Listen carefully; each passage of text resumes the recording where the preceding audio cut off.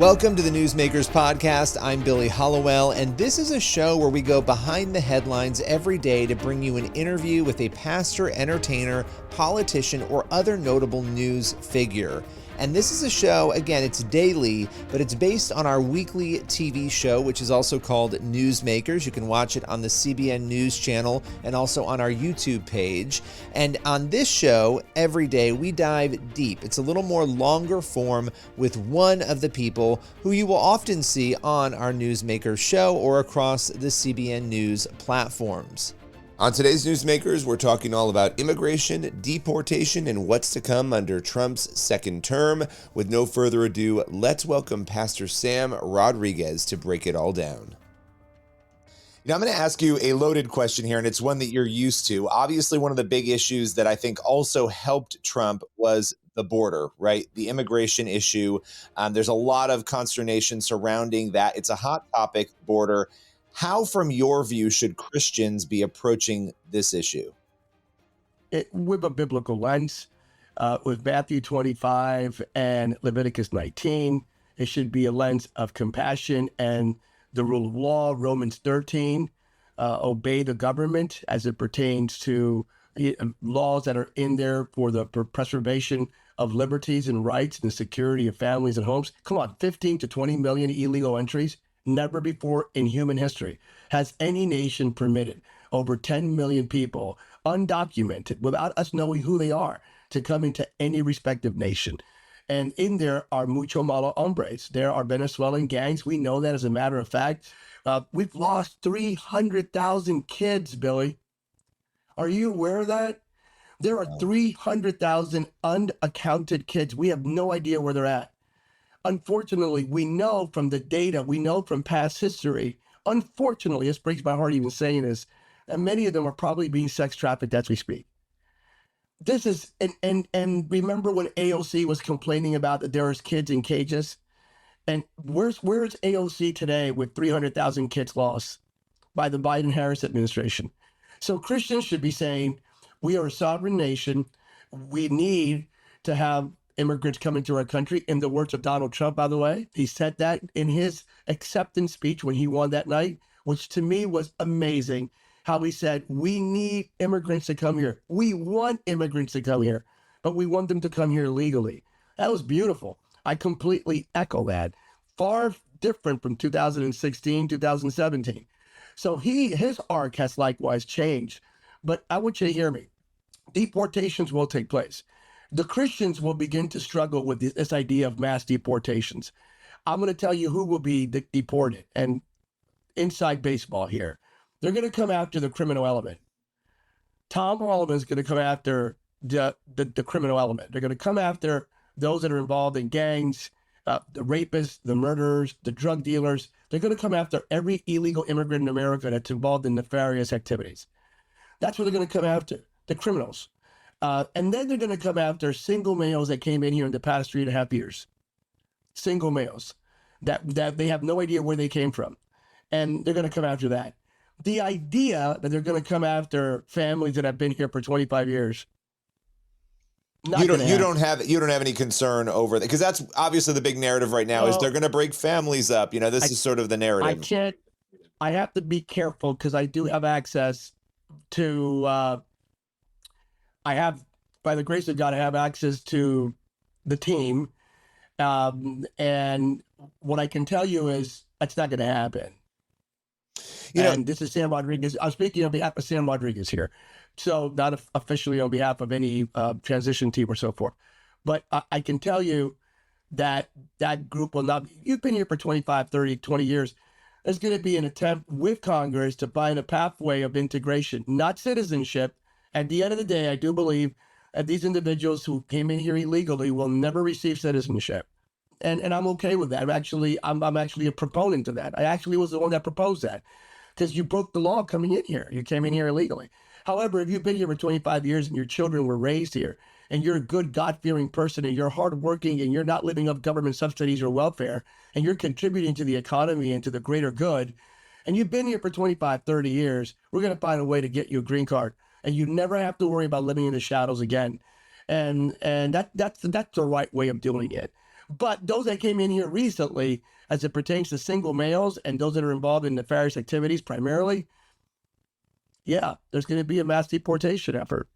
Well, and there are serious issues. We've seen them in communities across the country. I feel like there's been an effort to downplay some of these issues that are going on with criminal activity, right? So it would make sense that that would be the first place they would go in cracking down on this. I have to ask you, I mean, Trump did much better with the Latino vote this year compared to 2020 and 2016. Why do you think that is? What made the difference this year? 46% of the general Latino population. This is way beyond anything we've seen in 250 years of American history. The largest and the biggest number prior to that was 44%, George W. Bush, 2004. So he exceeded that. 54% of all Latino males. That has never been seen before, ever. 54% of Latinos. And the reason Latinos are voting for Trump is because the Democratic Party has completely flipped off the Latino community. Well, I mean, the Democratic Party had literally gone against the Democratic Party is now an anti-Latino party. Billy, I'm not hyping this up.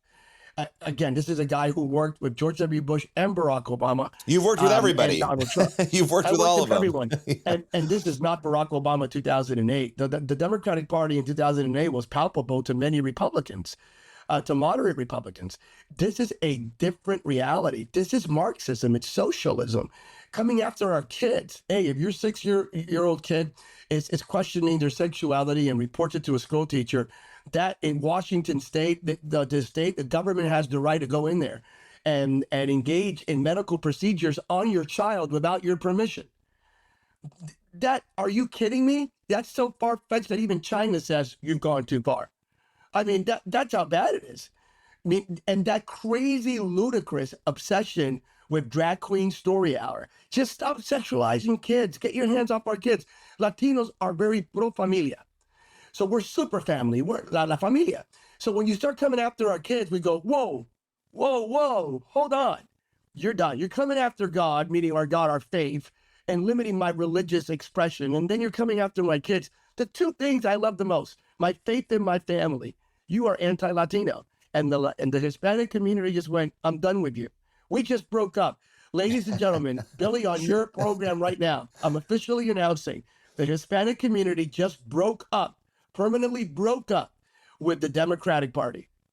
Well, you know, it's interesting because the conventional wisdom that some people on, I think, the left had was, well, you know, Trump has harsh immigration rhetoric. You know, the Latinos are not going to vote for him. What you're saying, and obviously the numbers bear this out, it was the complete opposite of that, that there were plenty of other issues that people cared about in the Latino community. And in fact, the majority of men voted for him in the Latino community. So were you expecting the numbers to be as high as they were this election cycle? In previous interviews, and you would have to do your ChatGPT due diligence or Chrome or Google or whatever search engine of your choice, or AI of your choice, I projected and predicted 45%. I was off by what? It was 46%. As it pertains to the male, I had no angst because I knew the majority of Latino men, the moment fight, every Latino man went, hey, all right, I'm all in. We went like, all right, this guy knows what it is, man. He's a fighter. We don't want wimps as leaders. There's a psychological thing. We really have to look at this from a psychological perspective. We don't want wimps as leaders. And I know it's a politically incorrect term, but it is. We don't want wimpy, weak leaders. We want a strong leader. We don't want dictators. We don't want autocrats. We don't want any of that. But we want a strong leader. We want a Reagan-type leader, a John F. Kennedy type leader. And we got it in Donald Trump. And because of that, Latino men went like, you know what? Yeah. And by the way, we want our borders secured. And we don't want Venezuelan gangs in our communities. So immigration is not going to stop us. It's actually going to push us. But the moment he said, fight, Latino men went, I'm fighting every single day to make it. And now I have a brother. Here comes that bro thing again. I have someone like me in the White House, doesn't look like me, but who cares? It's not about the color of my skin or me being Latino. I'm a man. And what we discovered was a realignment, Billy, is that Billy and Sam and others at 25% of African-American men, we looked at this election primarily to the lens of our masculinity, not of the color of our skin. That's a flip. So we went in there and went, what am I? I'm a man. Oh, I'm a man who happens to be Hispanic. But first of all, I'm a man. And my masculinity is under assault. And I have a fighter who will fight for me and gets me. Yeah, fight, fight, fight. When it comes to the mass deportation issue and the debate, there's going to be a debate about this in Christian circles. There already is. How are you equipping your church in terms of dealing with it, the possibility of it, what that looks like, even obviously the issue itself, but even the debate around how Christians should be handling these issues? Yeah, first of all, what we need is a come to Jesus moment in a good way with the Christians that were vehemently opposed. There was a small sector, about 20%, the never Trumpers, who were vehemently opposed to the candidacy of Donald Trump. They need, and some of them have, and I don't chastise them, by the way. These are my brothers and sisters in Christ who I love. And they're not evil people. They're phenomenal people. They're great people. It was a And they difference just of had, opinion. It was a difference of opinion. Right. and difference of opinion, and they just didn't what. And I respect that. I actually respect that. But there needs to come a come to Jesus moment where at least we need to understand what prompted this incredible landslide, what prompted even more Christians to support Donald Trump than the last time around, and then to look at these issues from a holistic, comprehensive lens. Put on your 5G. And because again, Sam Rodriguez, I will not tolerate, I will speak up, Billy, everywhere if I see the government coming after families that have been here for years, right? I will be the first one to speak up because that's not who we are, right? You've been here 15, 20, 25 years and so forth, and your kids were born here. We're not into separating families at all whatsoever. But on the same card, we need to look at this from a comprehensive lens of security, and even security of communities like ethnic communities.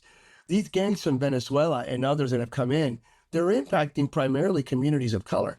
So if you care, if you are a bleeding heart Christian and you care for these communities of color, and many Christians do, then you want to address this immigration issue in a way where you do deport those that are involved in nefarious activities while protecting families.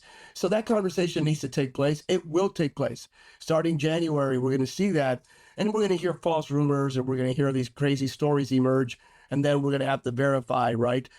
But at the end of the day, I think the Christian community can serve as a reconciliatory prescription for some very interesting times that are forthcoming, and that I would argue are necessary.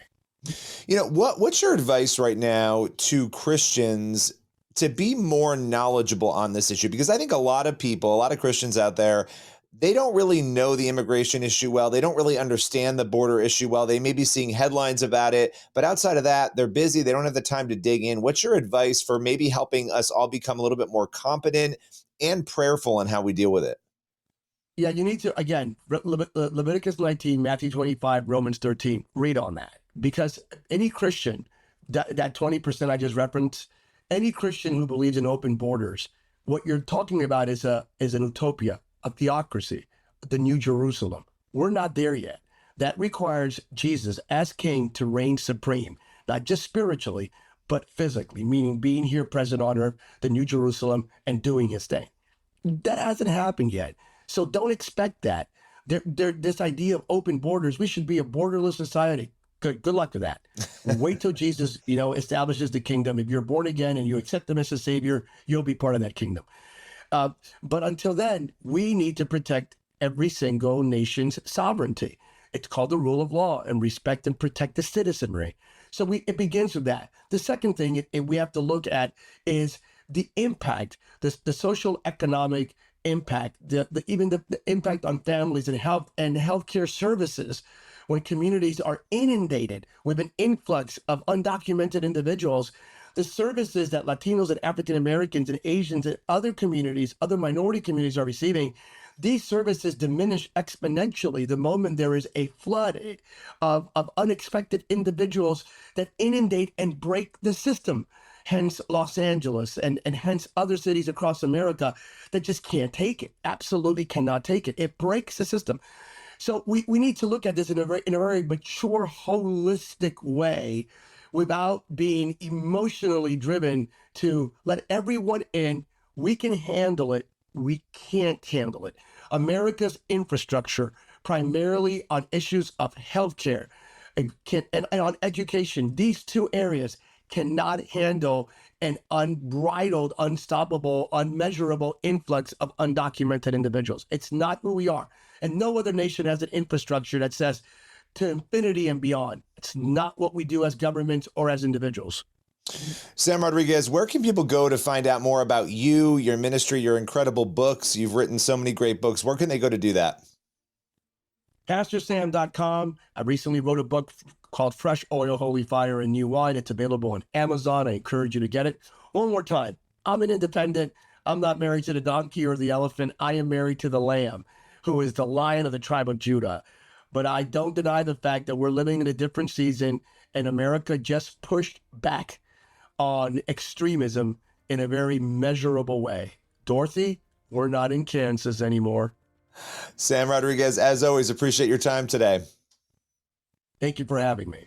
That's all for today's Newsmakers podcast. Be sure to tune in for the next episode of the show, and also head over to the CBN News YouTube channel and the CBN News channel to watch Newsmakers every week. We'll see you soon.